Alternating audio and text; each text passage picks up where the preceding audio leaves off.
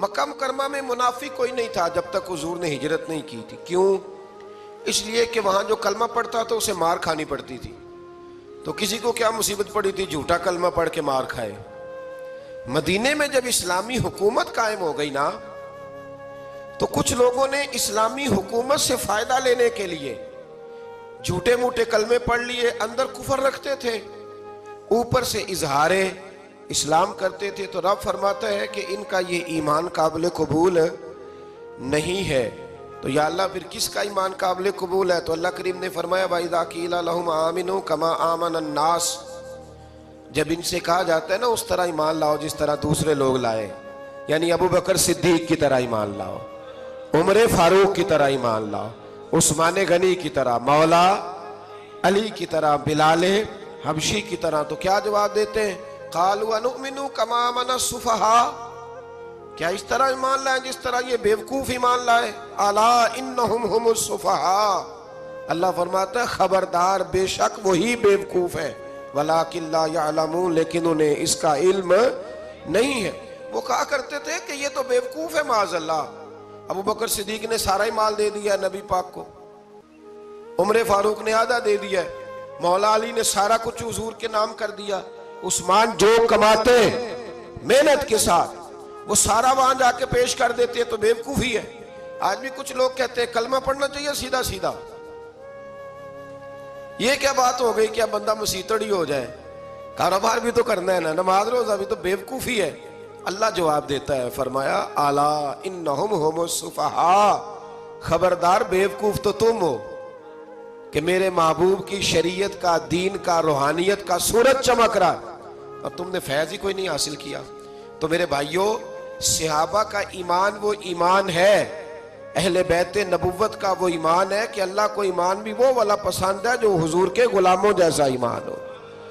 अल्लाह तबारक व तआला ने मुनाफिकीन का जिक्र फरमाया, तो फिर अल्लाह करीम ने फरमाया ये तो वो बेवकूफ लोग हैं उस आदमी की तरह जो आग जब पूरी जला लेता है ना, रोशनी फैल जाती है तो फिर अल्लाह उसका नूर ले जाता है। इन्होंने भी चलाकियां करके थोड़ा सा माहौल बनाया था, तो अल्लाह ने इनके सारे पर्दे खोल दिए। इनके पास कुछ बाकी बचा, इनके पर्दे खोल गए। रसूल करीम अलैहिस्सलाम की बारगाह में ना एक दिन इन मुनाफिकीन ने शरारत कर दी। मुनाफिकीन ने शरारत क्या की? जब हुजूर सल्लल्लाहु अलैहि वसल्लम ने फरमाया ना पूछो जो पूछना है, तो इमाम राजी कहते हैं ये पीछे नमाजें पढ़ते थे, ये 313 थे हुजूर के पीछे। अगर मदीने में रह के मुनाफिक हो सकते हैं तो बाकी मुल्कों में भी तो हो ही सकते हैं ना जी। हुजूर के पीछे नमाजें पढ़ते थे, तो एक दिन कहने लगे जी ये कहते हैं जो मर्जी पूछो तो हम पीछे नमाजें पढ़ते हैं, हमारा इन्हें पता नहीं। जब ये इतराज किया ना हुजूर के इल्म पर, आप समझ लें कि हुजूर के इल्म पर इतराज करना तरीका किसका है? तरीका किसका है हुजूर के इल्म मुबारक पर इतराज करना? कहने लगे पीछे नमाजें पढ़ते, इन्हें पता ही नहीं। जब ये कहा तो अल्लाह के रसूल ने ना, जुमे वाला दिन था, हुजूर ने फरमाया मेरे इल्म पर इतराज करते हो? 70 बंदे नाम लेकर और वल्दियतें लेकर, बल्कि बहुत सारे ऐसे थे जिन्हें कन्फर्म हो गया कि वल्दियत असल में है क्या, उन्हें तय हो गया। हुजूर के बेअदब के लिए ये तय करना भी मुश्किल होता है ना, तय हो गया कि वल्दियत है क्या। 70 बंदे नाम लेके हुजूर ने मस्जिद नबी से निकाल दिए। फरमाया या फलां बिन फलां कुम फखरुज फइन्नका मुनाफिक, ओ फलां के बेटे फलां खड़ा हो जा, निकल जा, तू मुनाफिक है।